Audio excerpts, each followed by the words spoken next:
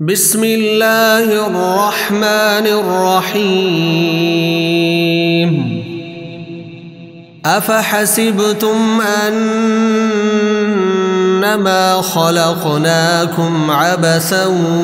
وأنكم إلينا لا ترجعون فتعالى الله الملك الحق لا إله إلا هو رب العرش الكريم ومن يدع مع الله إلها